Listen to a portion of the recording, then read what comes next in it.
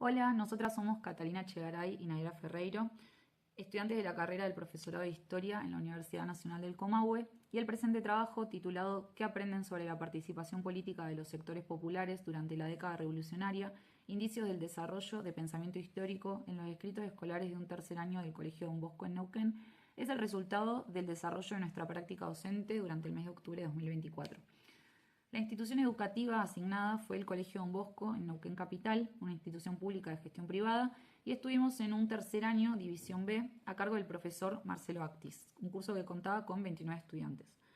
El contenido asignado por el docente coformador fue la crisis de la monarquía española y la década revolucionaria. Nosotras optamos por abordarlo desde una perspectiva sociopolítica, enfocándonos en los sectores subalternos. De esta manera propusimos la siguiente unidad didáctica, titulada La ampliación de la participación política de los sectores populares en Buenos Aires, Salta y Cuyo, 1806-1820. Para organizarnos, armamos esta secuencia didáctica de la que abordamos los contenidos de la configuración territorial del Virreinato del Río de la Plata entre 1776 y 1810, las invasiones inglesas de 1806 y 1807, la crisis de la monarquía española y sus consecuencias en el Río de la Plata entre 1808 y 1810, y el caso de Cuyo con el accionar político de los esclavos y pardos libres y las prácticas de negociación política entre criollos y grupos indígenas. De esta manera, comprender qué cambió y qué siguió igual para los sectores populares durante el periodo revolucionario en el Río de la Plata y las causas y consecuencias de esas rupturas y continuidades fue uno de los objetivos que orientó la definición y preparación de los materiales que ofrecimos. También dar cuenta de las heterogeneidades en los sectores populares, en tantos sectores que no formaron parte de la élite dirigente, ampliando así las temáticas a partir de las experiencias de personas tradicionalmente excluidas. A lo largo de nuestra práctica docente, nosotras desarrollamos 4 materiales para la enseñanza en línea con los contenidos y los objetivos planteados, ya mencionados. Así, en un primer material, que se trabajó la configuración territorial del Virreinato del Río de la Plata y las invasiones inglesas de 1806 y 1807, acá están las imágenes, planteamos primero una serie de mapas y después unos videos. Por otro lado, al trabajar la crisis de la monarquía española y sus consecuencias en el territorio del Río de la Plata, entre 1806 y 1810, se elaboró una ficha de cátedra en la que se realizó una lectura colectiva y después también una red conceptual también elaborada colectivamente. Luego trabajamos con una especie de taller de fuentes en donde se les pidió hacer un cuadrito en donde puedan identificarse estas características de esas fuentes planteadas.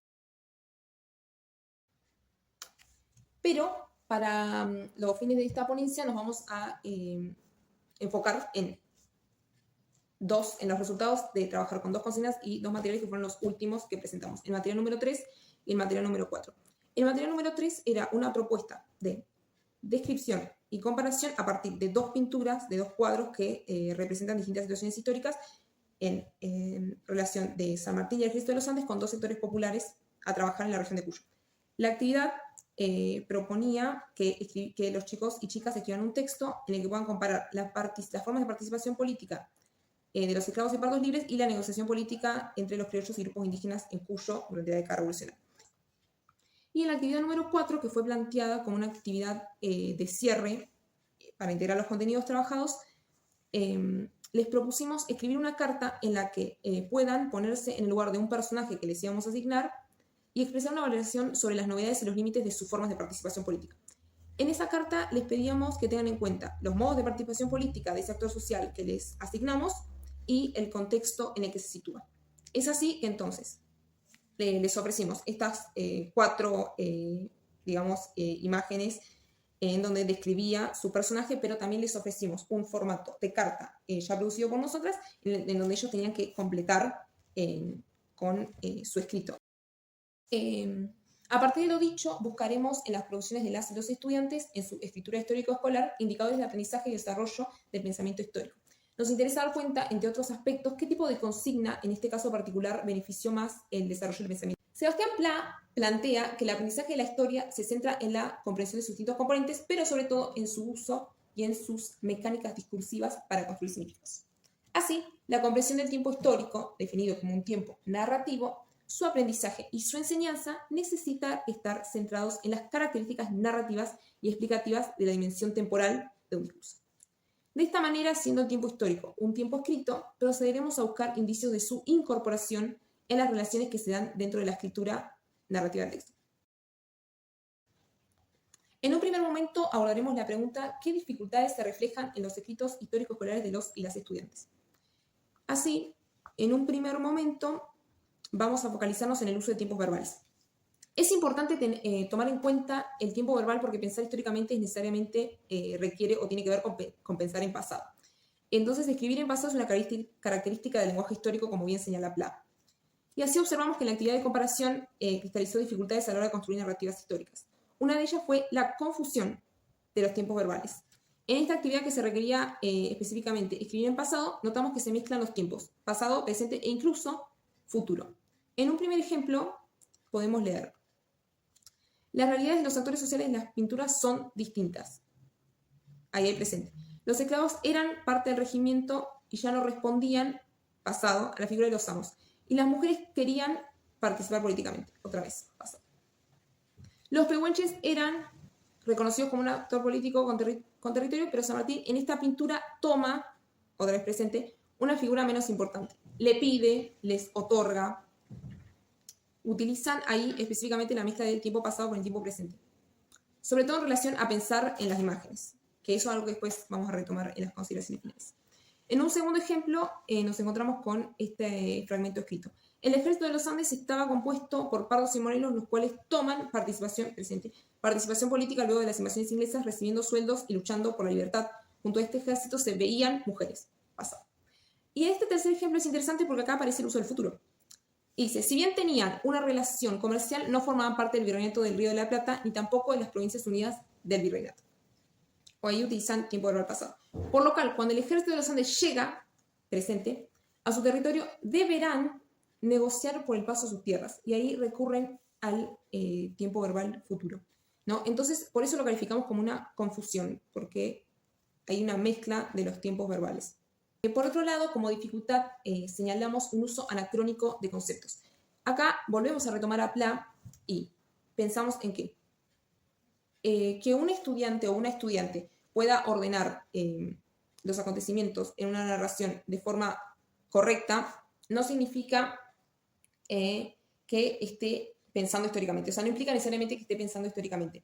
Porque, de hecho, estos acontecimientos pueden ser falseados. Entonces, Pla habla de una necesidad de una pretensión de veracidad al construir narrativas históricas.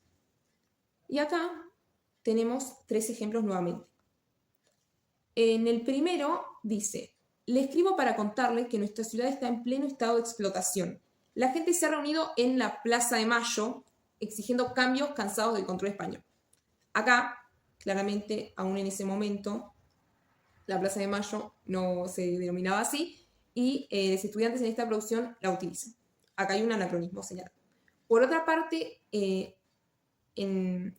esta carta que también señalamos acá, se finaliza con un viva la patria, en una carta que se pretende ser escrita, o la actividad pretende que sea escrita desde pensarse en 1806, por lo que también hay un anacronismo.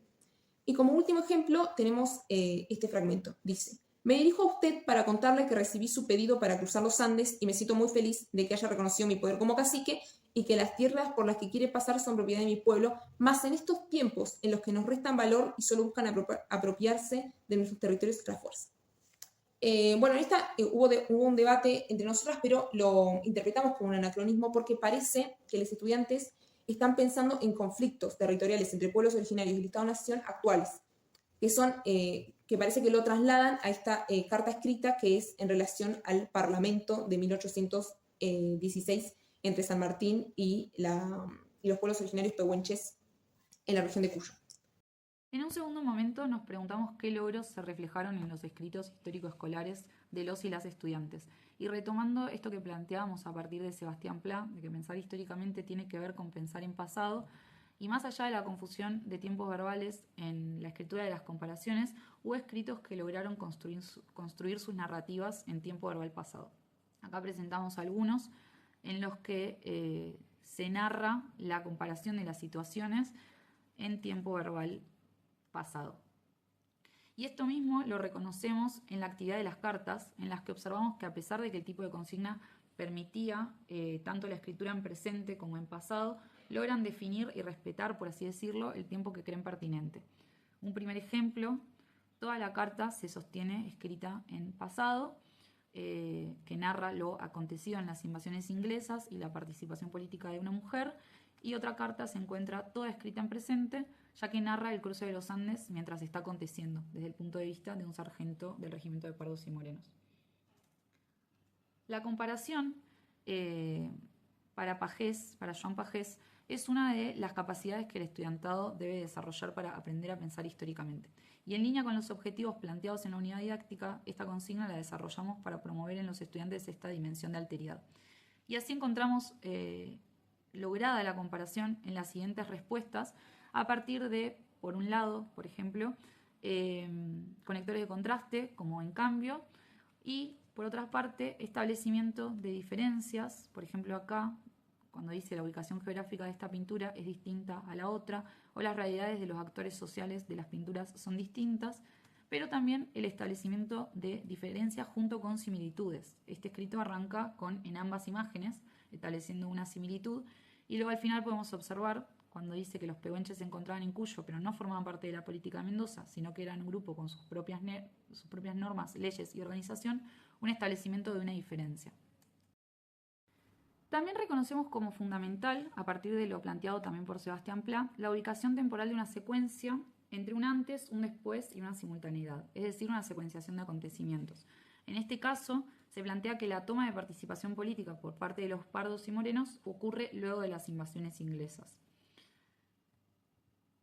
Y también Sebastián Pla afirma que la contextualización, en tanto particularización de la época, dándole un carácter de otredad respecto al tiempo de quien produce el texto, también es indicio del desarrollo del pensamiento histórico. Y esto lo observamos en las siguientes respuestas, en las que se busca establecer el contexto de los acontecimientos, en este caso durante la independencia. En este caso, escriben en estos tiempos en los que nos restan valor y solo buscan apropiarse de nuestros territorios a la fuerza, se busca una contextualización de el cruce de los Andes y el Parlamento con los pehuenches por parte de San Martín y el Ejército de los Andes. Y en este caso, al mencionar la situación en España como contexto del Cabildo Abierto, también encontramos una búsqueda de realizar una relación sincrónica, que para Pla es comprender estos procesos y acontecimientos históricos que suceden al mismo tiempo y que tienen relación entre sí.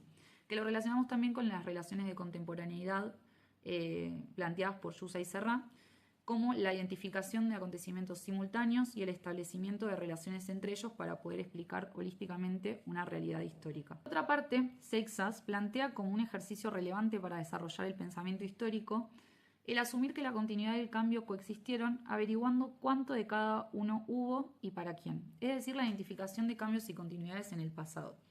Esto lo identificamos en los escritos histórico-escolares de los y las estudiantes. En este caso, se plantea que los esclavos que eran parte del regimiento ya no respondían a la figura de los amos, planteando una ruptura.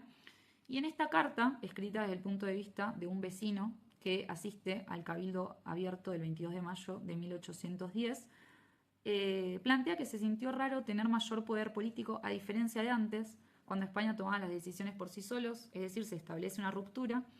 Y al final se plantea que hay un concepto nuevo, una idea nueva, la de ciudadano, es decir, establece una novedad, una ruptura, pero también establece una continuidad al plantear que esa idea sigue excluyendo a las mujeres de la política. Acá en esta carta se ve, en relación a la inclusión y la exclusión de la participación política, una identificación clara de cambios y continuidades y su coexistencia. Continuando con lo planteado por Sebastián Pla, para el desarrollo del tiempo histórico, él afirma que se requiere una interrelación del elemento narrativo con otros componentes del pensar históricamente. Uno de ellos es la intención de otorgar responsabilidad a los acontecimientos históricos, es decir, establecer relaciones causales. Esto lo identificamos en las siguientes respuestas de los y las estudiantes. En este caso, un cacique pehuenche, una carta escrita desde la perspectiva de un cacique pehuenche, afirma que el intercambio realizado con San Martín durante el Parlamento les trajo beneficios.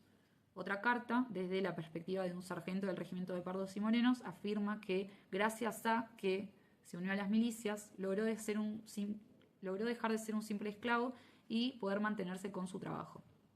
Y otra carta, escrita desde la perspectiva de un vecino de Buenos Aires durante el Cabildo Abierto de 1810, afirma que ese cabildo tenía como objetivo de poner a Cisneros. En estas respuestas identificamos también el reconocimiento de la agencia de estos actores sociales. Las causalidades se entienden desde las personas que las causan, sus acciones y sus decisiones, y las consecuencias se entienden desde sus vivencias también. Volviendo nuevamente a lo planteado por Seixas para fomentar el desarrollo del pensamiento histórico, plantea como elemento la significación histórica, que para que una acción concreta de una persona o un grupo de personas adquiera importancia, debe ser vinculada explícita o implícitamente a un relato más amplio. Y es el significado de esa narrativa lo que confiere significado a sus elementos particulares. La significación histórica, en el caso de la actividad de las cartas, la vemos en relación a la valoración personal que realizaron los y las estudiantes. En el ejercicio de la empatía lograron otorgarles relevancia histórica a ciertos acontecimientos, a la vez que realizar juicios de valor sobre las situaciones de los actores sociales. En este caso, se define el Cabildo Abierto como un momento crucial para nosotros, en tanto vecinos de Buenos Aires, y lo plantea en el marco también de una narrativa más amplia, que es las consecuencias de la situación en España, de la crisis de la monarquía. Por otra parte, en este caso, desde la perspectiva de un cacique pehuenche, se le otorga relevancia al Parlamento con San Martín y realiza una valoración, estableciendo que se siente muy feliz por reconocer su poder como cacique y que las tierras por las que quiere pasar son propiedad de su pueblo. En este otro caso, desde la perspectiva de una mujer que participó de la Reconquista, luego de las invasiones inglesas, se establece una valoración de que no le parece correcto y le molesta bastante su exclusión de la participación política luego de haber participado de la Reconquista y haber defendido la ciudad frente a la invasión de los ingleses. Como consideraciones finales, en un primer momento señalar algo, y es que hubo una dificultad con los audios de clase, que era una de las herramientas con las que contábamos para realizar este objetivo de la ponencia, ya que fue una dificultad porque no tenían suficiente claridad para poder rescatar variedad de discusiones u otras discusiones. Sin embargo, queremos señalar nuevamente que nosotros creemos que tener presente estos diálogos, debates, negociaciones y tensiones que se generan entre los mismos estudiantes al trabajar en grupo y en su relación con las consignas, con los materiales disponibles y con los aportes de otros compañeros y compañeros y compañeras y les docentes, pueden ser realmente aportes válidos al momento de analizar los procesos de escritura histórico-escolares. Por otro lado, nos planteamos esta pregunta. ¿Cuánto condiciona el proceso de escritura histórico-escolar de los y las estudiantes los materiales y consignas ofrecidos por nosotras las docentes? Y esta pregunta surge a partir de que al analizar las dificultades de la escritura histórico-escolar de los estudiantes, notamos que sobre todo se concentraban en la actividad de comparación, en especial lo que refiere a la confusión de tiempos verbales.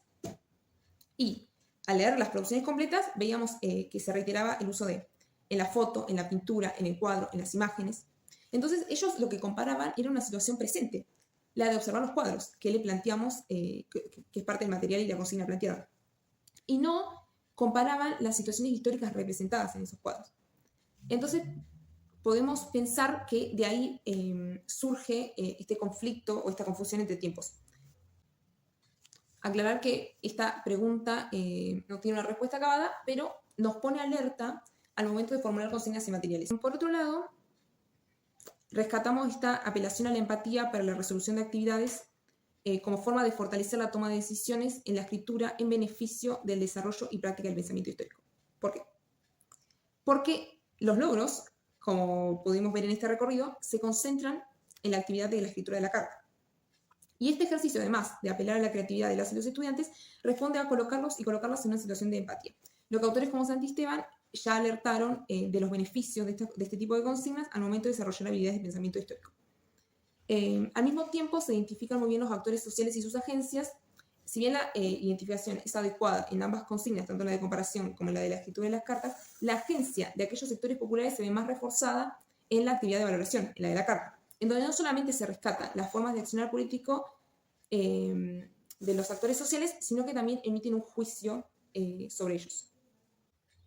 Y teniendo en cuenta que nosotros nos proponíamos tomar, o sea, retomar la agencia de los sectores populares, en este caso en particular fue mucho más potente este tipo de consigna de colocarlos en una situación y que hagan una valoración que otro tipo de consignas para el desarrollo del pensamiento histórico. Habiendo concluido la videoponencia, acá presentamos la bibliografía utilizada y presentada a lo largo del trabajo. Muchas gracias por su atención.